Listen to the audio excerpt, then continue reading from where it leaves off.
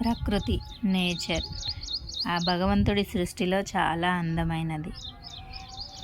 అలాంటి ప్రకృతి ఒడిలో ఆడుతున్న తూనీగలు అంటే బటర్ఫ్లైస్ని చూస్తూ ఉంటే నాకు మాత్రం చాలా ఆనందంగా ఉంది.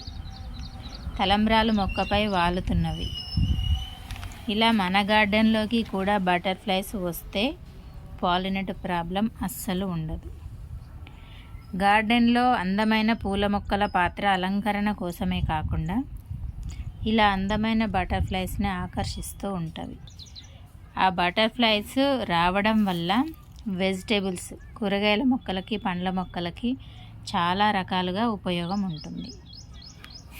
సో తలంబ్రాలు మొక్క చూస్తున్నారు కదా, మల్టీ కలర్లో ఫ్లవర్స్ ఉన్నవి.